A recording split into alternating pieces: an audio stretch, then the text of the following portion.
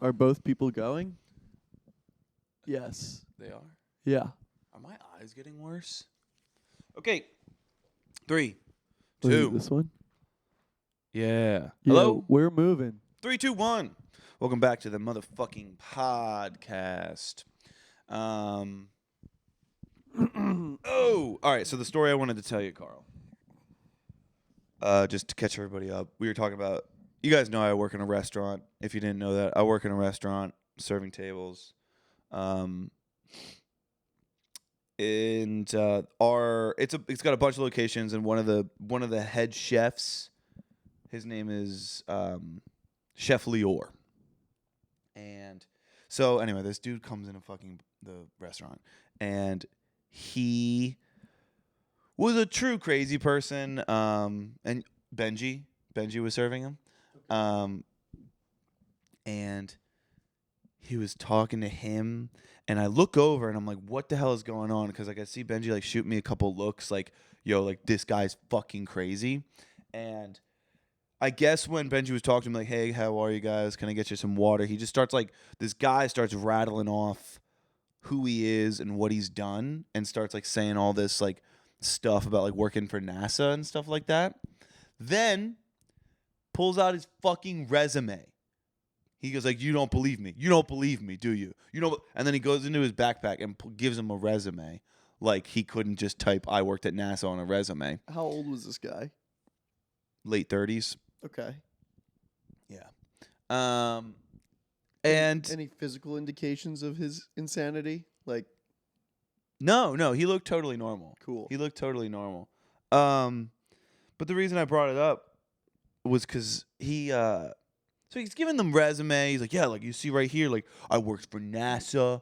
Right under that, like I was a coal miner or whatever the fuck he was saying he was doing. Just complete lies. And I was a coal miner. I don't know what the fuck he said. Okay. And then something. I hear this whole conversation because now I'm invested. Like it was the scuttlebutt of all the servers. Like, yo, this guy's fucking bonkers, dude. Nice. He's like, who's your head chef? And Benji's like, oh, his name's Chef Lior.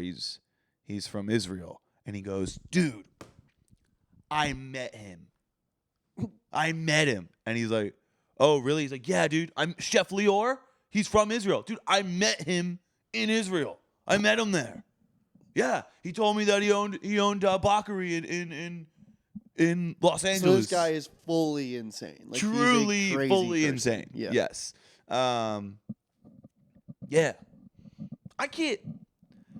I got There's some people like that roll through Mad Lab. They live on Sunset Boulevard, but let's talk about the crazy people of Los Angeles. Now, I'm not going to sit here and pretend that LA is filled with all crazy people and self-centered assholes. I actually don't love that like vibe. I think, that's a lot of people outside of this city are like, oh, LA's so this, it's so that, it's so the other thing. I mean, I've met some of the nicest and most genuine people I've ever met living in Los Angeles. Yes. Now, that being said, there are some people who are fucking bonkers, and I think this place attracts crazy people. Yeah. Because they're like, I'm going to be... Or they go crazy here.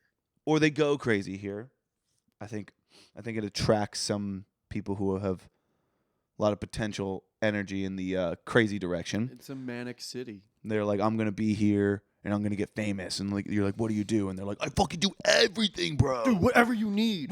Whatever you need, I got you, dude. Okay, I'm going to be careful. Tap dancing. I'm going to be careful because I know a lot of people like that, and I like them.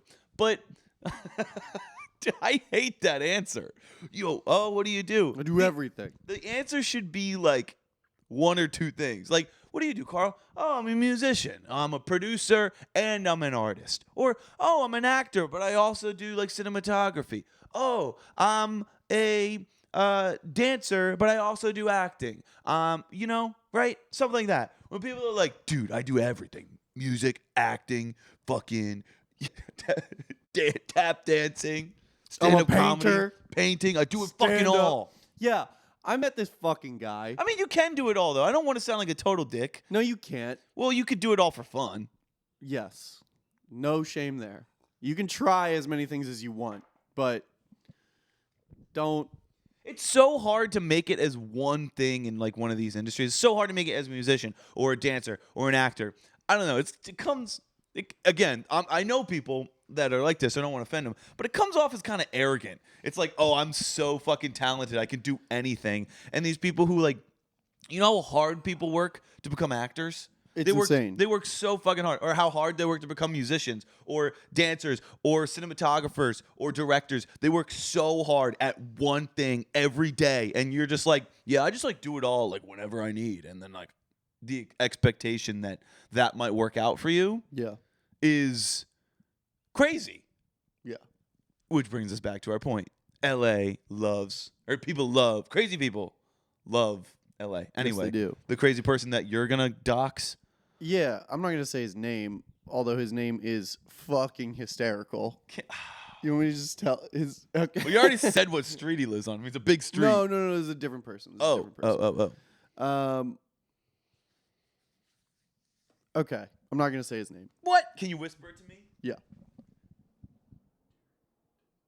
No way, dude. Yeah. Do you think that's real or do you think that's made up? No, that's his real name, I promise you. Nice. Anyway, I met him when he had just moved to LA 3 weeks prior. Okay. And he was just here to get famous, right? And it was so fucking bizarre because he was like, yeah, I came here to like try and be a stand-up comedian or something like that. And it's just like everybody that like kept meeting me kept saying that like, oh, I should just be like a voice actor. So the stand-up thing's not really working out. And like the voice actor thing's so tough because it's like, you know, out here, like every voice actors all like have like audio engineering experience now. They're all supposed to like be able to engineer themselves at home. Sure. And I was like, dog, you've been here for what? 30 seconds? He'd been here for 3 weeks. And he already chose and he wrote off stand-up comedy because it wasn't working out. Verbatim what he said. And then he also was talking about how it's been too hard to find gigs as a voiceover artist because... Yeah. And you're like, dog. Like, have you... Well, I was like, what have... Do you even know your fucking zip code by heart yet? Yeah. It's like, what the fuck, dude? Yeah. It's like, damn, maybe I need to up my standards for failure. No, that person's crazy. No, dude. People come here and work really hard at this singular thing. But yeah, it definitely attracts some crazy people. And that's back to what I was saying about this dude who was at the restaurant. Like, he was obviously a character, but recently I find myself just coming into contact with this archetype of a person that is just a fucking liar. Yeah. They just lie about everything. It's really crazy. And the lies are so insane. Everybody knows that they're lies, but they just keep going. They just keep going. It's wild. Yeah, no, I worked for NASA. Then I worked for NASA for a little bit. It was top secret, so that's why no one really knows who I am. But actually, you know, Katy Perry, she just went up into space. They actually asked me first, and I had to go in and I had to train them all. It was super. You know, I had to sign an NDA, so like don't tell anybody. But like I had to train them all, and then actually, dude, Katy Perry. She told me I was hot, dude. I swear to God. And it's you're like, crazy. Really? And like, I swear. I just signed an NDA, but like, yo, yeah. She gave me her phone number, but I lost it. Yeah. She wrote it on a napkin. But it actually got burned. Special space napkin. It actually got burned up by the thrusters, though. So I guess it got burned up in the atmosphere. I never really, I don't know if it's because we're getting older or if it's because we live in Los Angeles. I feel like I'm just coming in contact with more people like that. And it's not everybody, obviously, but. Well, it's also just like, I mean, this is not to your exact same point, but in Los Angeles, I feel like it's similar to Miami, how like it's just famous for like it's just famous for every type of fucking crazy thing that you can imagine exists here. Like every genre of human being is in Los Angeles. Yes. Every kind of crazy is here. Every kind of substance abuse is here. All levels of hedonism, from like smoking crack and being homeless all the way to like billionaires addicted to cocaine. Yeah. It's just like, it's insane. Yeah. You know? I love recently. I've just been really into like the most stereotypical thing in a city. Like Los Angeles. Fucking crazy people all trying to be famous. Yeah. And then like you said, like millionaires like doing blow out of strippers' assholes and stuff like that. Yeah. Right? Like that kind of vibe. And that's exactly what everyone pictures when you think LA. Like I kind of like seeing that a little bit, and then going to like Vegas and it being like exactly what you think. Staying up fucking 4 a.m. Yeah. Fucking losing an ungodly amount of money. Miami, going out and fucking clubbing, and there's like Bugattis fucking riding down the street, and you're eating a steak dinner. Like it's, I've been going to different cities, and I'm like, it's so cool to be like, oh yeah, there's a reason that this is. It's the same thing from Philly. I mean, people talk about it. St. Louis. There's dead bodies with bullet holes all over the place. I haven't spent any time in St. Louis, but it's like the same thing with Philly when people like. Philly is what it is, right? You know, we talk about it all the time. Detroit, massive availability of property. Massive availability, massive real estate opportunity right there. Massive. What do you think Philly's is? What the thing is? Yeah, what's the thing? Cunts? Like assholes? Just fucking. Uh-oh. What does that say? Oh, pause. Oh, it's just some rant. Whoa. All right, we're back. Sorry, everybody. We had a little. Technical I mean, I guess we're difficulties. probably just gonna cut anyways, so we can say What did you say? Oh, what is Phillies? And I said just like being I assholes. think like high vis t-shirts and like yelling. Oh, you know what Philly is that other cities seem to claim is their thing, but it's What? fucking not? What? The fucking dirt bike crowds. Like, That's a thing in every city. I know, but Philadelphia is on another fucking Well, level. to be fair, dude. you haven't seen like Chicago. I'm sure it's like I'm also like you said St. Louis. I'm sure St. Louis has a big I don't motorcycle know, gang presence. Meek Mill made a fucking movie about it. I know he's from Philly, but like, I can't say for sure that Philly is number one because I'm thinking about like St. Louis or like New Orleans or like southern cities. I feel like could probably have a good thing. But I'll tell you where it's not, and I have heard people talk about it, is here in Los Angeles. Yeah. People are like, oh yeah, like the motorcycle gang. I'm like, you don't know what the fuck you're talking about, dude. For anybody who doesn't know, it is not uncommon to see groups of 5 to 40 dirt bikes going down Broad Street, which is like the main drag in Philly. bro, I've seen like 200. I've seen like 1,000, dude. You don't even fucking know. I've seen like 10. I've actually seen like 4,000 fucking 8,000 dirt bikes at once, all, and there was 2 people on each dirt bike. And Katy Perry was on one of them. Yeah, but she burned up in the atmosphere, so she can't tell you about it. Yeah, there's just like dirt bike, fucking people coming down. It's just a big group of them. Have you seen the video? What are you looking up? In 2023, the police seized 700 illegal dirt bikes and ATVs in Philadelphia. That's pretty sick. Have you seen the video? There's a dude, and he's ripping a wheelie, and then he crashes, right? So this is like a helmet GoPro. Dude, we're matching with our hats and I our know. adorable. So, dude's doing Dirt bike, he's ripping a wheelie. wheelie. And the point of view is his helmet. Yeah, it's like a GoPro, and he falls, and the bike goes out. And you see him running up to his bike to try to grab his bike. And a cop rips around, and the cop runs over his bike to keep him from running away, right? Like it puts his hood over the bike. And you see the guy kind of like stumble for a second, and then from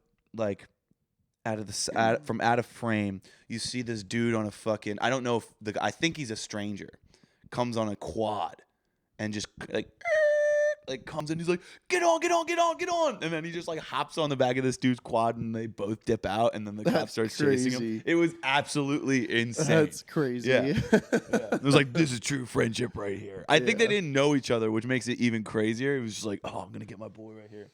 That's a fun genre video to watch if you ever go down the rabbit hole, is dirt bike police running from police videos, because they can just cut through like neighborhoods and shit. Well, you've seen the Philly dirt bike cops. The Philly cops have dirt bikes to chase the dirt. It's not all the time, but like you can't. No matter what, if you're in a cop car, you can't chase a dirt bike because you can like cut through alleys and go up on stuff like that. Or even if you're on a regular motorcycle, you can't cut through alleys like you can on a two-stroke. You know? Yeah, right. And so they're so light, and they can like they're so quick and just but they have dirt bike cops. That's crazy. To chase the dirt bikes. That's awesome. Yeah, that's pretty sick. Yeah, and they have horses too. They do have horses. You seen that video? It's really fucking funny. The guy goes up to the cop on the horse. Can I pet? Can I pet? And he just pets his thigh. Can I pet? He goes, real quick. He starts petting his thigh. It's honestly fucking hilarious. All right, so I guess I'll announce it to you guys. All you guys because you guys are my friends. Sungrove is putting out a music video. Now, if you follow Sungrove, which if you don't know, if you're tuning in for the first time, Sungrove is my musical project. It's your boy over here. I write and record everything myself, and then when I play live, I have a live band. Karl's in the live band. But I have a new song that's going to come out in the summer, and along with an EP, and I did a music video for it. I guess I don't really want to spoil it. Fuck it, whatever. There's dancing in this music video. Your boy over here hits a sick one. I dance in this video. I had my friend Fee Voba, who is the most talented person I've ever met. He choreographed this whole thing. He got his friends who are dancers. Everybody came in. They fucking danced in this video. It looks absolutely insane. Then you know our friend Colin. He's appeared on the podcast before. He's in there, and there's this juxtaposition between the dancers who are doing an amazing job dancing around me, and then Colin, who's really bad at dancing. Does he know that you think that? Yeah, that's what I told him. I said, your job is to be bad at dancing. Oh, okay, sick. It was really funny. So Colin's job, his character is bad at dancing, and Fee came to Colin's shoot to shoot Colin, help Colin dance, but badly. And Fee is trying to show him a couple things to like kind of do, and then Fee goes, "Wow, you're really good at being bad at dancing." That's and Colin was like trying his hardest to be a good dancer at that, like learn the dance moves at that point. He's like, "Oh, geez, thanks." That's awesome. I mean, he killed it. He killed it. It was perfect. Funny. He, gee, thanks. Gee, thanks. It's crazy. It's so sick. I can't wait for everybody to see it. I have to be patient because I'm filming this whole thing. I'm filming the final scene tomorrow, and oh yeah, you had to do a reshoot. What's that for? It's a scene in the apartment. Oh, gotcha. But I have to be patient. The TV scene.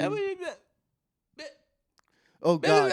Spoiler: there's a TV in the music video. Who knows, man? It might change on the fly.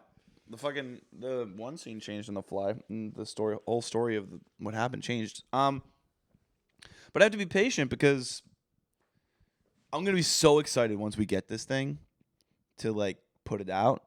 But I know my timeline of like what I want to do. Yeah. And I have to exercise some patience here.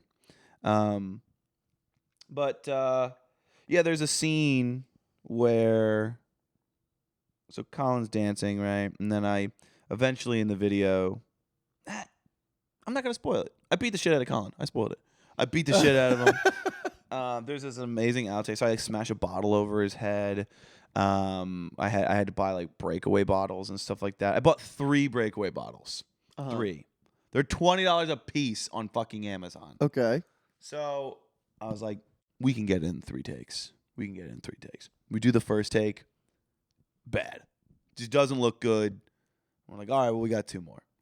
We go to do the second take, and I grab the breakaway bottle, and as I'm bringing it up to like smash it over Colin's head, I hit his hand, and then it just explodes. So Nice. then we only had 1 take to get it. And you got it? We fucking got it, dude. We fucking got it. Got it, dude. Shout out to my boy DuPont Octavius, and that is his real name. Fucking sickest name on the planet. My boy DuPont murdered it. He came through and he just slayed fucking. He shot the fight scene. It looks so good. He shot the whole video, didn't he? Him and Max both kind of switched off. We used all of DuPont's equipment. Nice. Max kind of Max Smith was one of the people working on it. Yeah, dude. I will say though, music videos are quite difficult. I'm not cut out for it. I don't think. To do what?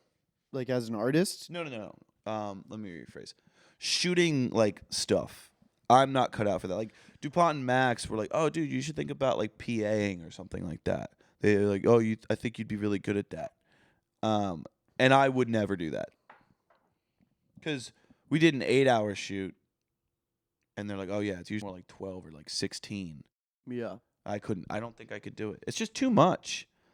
I probably would feel a little. I probably could do a little bit longer if I wasn't so emotionally invested in what's happening. Yeah. You know, because to me, I think it was a little bit more draining because I was like, okay, we're here, we're good in this, we're getting that. All right, sweet. And so my brain was like firing on all cylinders. Mm-hmm. But the amount that goes into, actually, I think it's producing is the thing that is not super fun for me. You know, like directing is cool. Try this. Ooh, let's go like this. Yeah. But the logistics, like, oh, let's get everything together.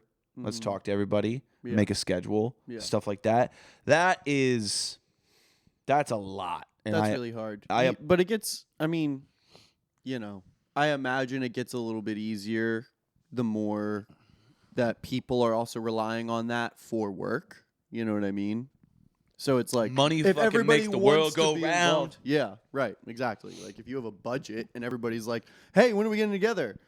It's like, okay, cool. Then you're like compensating people for their time. It's a lot harder to get Jake Moskoff stoked for a rehearsal than it is to. It's less about. I don't even think it's less about when you're doing these projects.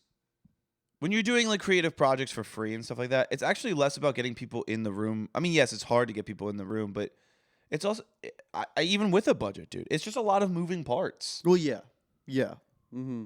It's just a lot of moving parts, and then there's a lot to get in singular days when you're trying to pack everything in. Yeah. You know? Yeah. Like, we had a call time of 8 a.m., and I guess I'm just inexperienced in it. It's like, how long is it going to take to set up? Stuff like that. And then, like, you have this huge laundry list of things you're supposed to get, and if one thing goes wrong, then it's just a domino effect, and then everything else can get fucked. Yeah. So, such is life. Such is life. But money does make the world go round. You know, making projects for free though is, I mean, I'm blessed as fuck for what we got for essentially free. I had to pay a little bit of money for some stuff, but I mean, fuck, dude. Buying a bunch of hoagies for everybody for lunch. Hoagies. No, we didn't even do hoagies. We did Trader Joe's wraps. Suit. Trader Joe's. Catered by Trader Joe's. But yeah, it obviously helps to be able to pay for everybody, and I would eventually like to be able to do that. But yeah, shout out to all of our friends and also everybody else out there doing the same thing where you're like, oh, I have this idea, and then you just ask the people around you. It's all about community, bro. Community. It's all about community. You want to do a little music suggestion? We haven't done a music suggestion in quite some time there, Carl. Yeah, I got a few. Yeah. Since our last podcast, since the last thing that we were, 2024. It's been a minute. It took it was a long. We took a long break. Yeah, but since then, I've Sorry. been listening to lots of new music.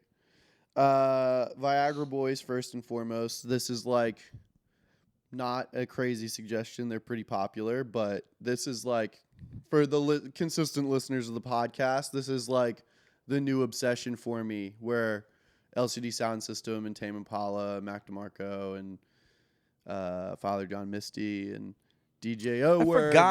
I forgot you got obsessed with Father John Misty. That one's funny to me. Going to see him again in July. That's funny to me because all those other ones, they all make sense. Tame Impala, Mac DeMarco, those are like two, like that's peanut butter and Mac jello. DeMarco and Father John Misty are not a far cry from each other. Father John Misty is just more like more like full production Beatles. It's just so type folky. thing. Yeah, And so is Mac now, but Mac's like very synthesizer heavy up until like even in that folky album, Yeah. there's a lot of synths and stuff like that. It's just Father. I don't know. You've always been somebody who has told me in the past many times. This is funny, actually. You tell me all the time, you're like, yeah, I don't really listen to lyrics that much. I just listen to mostly melody. But both Mac DeMarco and Father John Misty, to me, and I think many others, would say that the lyrical content is one of the biggest appeals. Yeah, I mean, that's kind of also why I like Viagra Boys, too. Yeah. Because they're crazy. So you're a liar. I mean... Or do you think you've been warming up to lyrics and listening to lyrics more different. intently? It's more of like on a... When I say that, it's not like I never listen to lyrics. It's just that it's not my priority. It's like on the first run through or first couple run throughs, the lyrics are like the last thing that I'm noticing. Yeah, but when you listen to the new Viagra Boys, I know you're listening to them first run. They're talking about hot dog water. I am a man that's made of meat, and you're on the internet. It's a little bit listener to listen to Viagra Boys lyrics than it is to listen to other artists because there's not a ton musically to sink your teeth into on a lot of those songs because they're just like fucking riding along on the same. It's like riff rock, punk music, you know? Sometimes, not always the case. But the fuck is that one Father John Misty song? But yeah, I mean, Father John Misty, he just does like the fucking old school Beatles, Phil Spector, Wall of Sound style of production where it's like, there's not a lot of synths and electronic elements to his music because he's recording in the studio in a very old school way, which I also Can we love. describe the Wall of Sound thing? Because I feel like I hear so many different people use it, and I feel like I never hear people use it consistently in the same way. Yeah, I can tell you definitively what it means. Yes, please. Okay, so here's what the Wall of Sound is for all of you people that give a quick who Phil Spector is. I was at his house, by the way. Really? Yeah, I think. Yeah. Where he killed his wife? Yes. Whoa. Our friend got married there. That seems like a bad omen to get married at a place. A lot of people get married there. Someone famously murdered their spouse. It's like a venue that a lot of people get married at. All anyway, right, Phil Spector is a producer from the 1950s. 1950s. Very famous for making a lot of like girl groups blow up. Yep, I don't know. Name one. Not the Marias. Not what the hell? The Supremes? Yes, good one. So, Wall of Sound. I can't remember the specific studio. It used to be called like it's not Sunset Sounds because it's still maybe it was. So it's something Sunshine Records, some shit like that. Big giant live room. And what he would do was every single instrument was getting double or tripled and close mic'd. So he was close micing multiple people playing drums, multiple people playing strings, and everything would get played all at once. And that was what was coined as the Wall of Sound, is that he was miking up every single instrument. He wasn't just tracking like an orchestra with like some overhead mics. Like he was miking every single thing and summing all of these tracks down because back then you had limited amounts of Quick explain what summing means for individual those. tracks. You had a limited amount of tracks, so you would have to say record 8 violins, right? Boom, 8 different tracks, and then you would take the sum, you would play all of them at once and re-record those 8 violins back onto 1 or 2 tracks individually. So then those other 7 or 6 tracks would then open up to record more instruments on the same reel of tape. That's what summing is. Anyway. Whoa, so the idea of like he kind of invented the idea of like close miking, like a drum kit, as opposed to, because like in the 60s it was a lot of like one mic recordings of a drum kit. Yeah. The big thing was that he was recording, and then also he was using a lot of like reverb, obviously. Yeah. Lots of like, I think it was plate reverbs, but I'm not. Yeah, you've seen certain. like a big ass plate reverb, right? Yeah. There used to be one at Drexel Drexel. used to have like 10 of them. It was sick. Because whenever studios would close, which is a lot these days because of people like us recording in rooms like this instead of paying for studios, whenever studios would close in and around the region, they would just donate these plate reverbs to Drexel. They were just like taking up space. They had so many, and they're so cool. I'm not going to explain what a plate reverb is. It sounds like reverb. Phil Spector, Wall of Sound. That's what the Wall of Sound is. Beach Boys is a really great example of like Wall of Sound. Brian Wilson attributes Phil Spector as a huge influence on his music. He wanted to do what Phil Spector did with the Wall of Sound, but with vocals, which is why you hear Brian Wilson double, triple, quadruple stacking every single vocal part and then doing harmonies on top of that. So the Beach Boys is like taking what Phil Spector did in the 50s and doing it on vocals in the 60s, and that's like the Beach Boys sound. So whenever you have like this sort of like old school, like 50s sounding kind of like pop, very shimmery reverb with like strings and drums and sometimes like very orchestral along with like a band, Father John Misty kind of esque. That's kind of Wall of Sound type thing. Another great example, another music suggestion, Joe Keery's new album, DJO, The Crux. Joe is a very, very great example of that sort of style and technique of recording. Because he fucking killed the Beatles-esque situation. Yeah. 100%. It was, I found a lot of, it was super like timpanis and piccolo trumpets. Yeah, very reminiscent of like old school rock. A lot of like Who and like Stones influence I felt in that record. I have a suggestion, less for you guys, more for you. Oh, I didn't even say what the album was, did I? It's called The Crux. Just came out. You just I said did? it. Yeah, you just said it. It's all right. Have you guys heard of this song called Messy by Lola Young? No. Do you know who Sturgill Simpson is? I think maybe. He's like psychedelic country. It's a little more country than folky for you, but like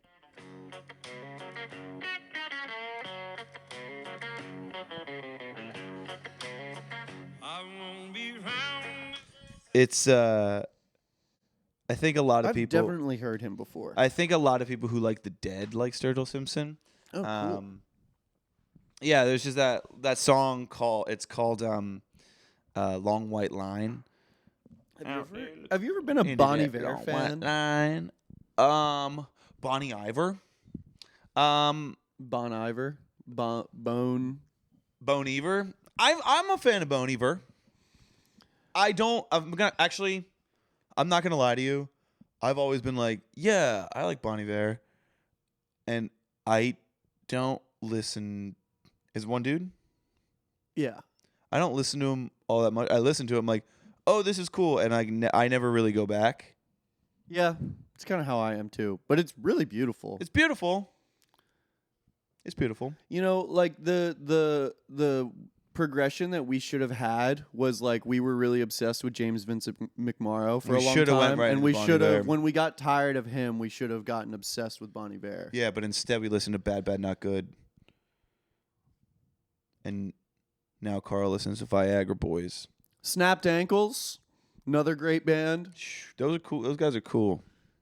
They're We're gonna run out awesome. of time, so Another great suggestion. This is a very important suggestion. If you like sort of like weird spoken word-esque music, but you think Hobo Johnson is annoying and a crybaby, try The Cool Greenhouse. He's from England. Excuse me, sorry. The Cool Greenhouse is the name of the record. That's the band. singer. The band. I thought you were the talking about artist. Snapped Ankles. But I'm just rattling off Okay. suggestions. Snapped Ankles is sick, but another band, The Cool Greenhouse, is awesome. Just like really kind of like dissonant guitar based music, some like synths here and there. Just like very alternative music. And this guy is essentially just like telling stories. I don't think he ever sings. But Cool. if you're into just like weird, freaky guitar stuff, and then a guy talking about like making toast, The Cool Greenhouse may be for you. It's really cool. I Maybe like for it. you. All right. We're gonna run out of time here. So everybody else who's listening, have a great day. We'll see you soon. Yeah. Goodbye, everybody. Toodles.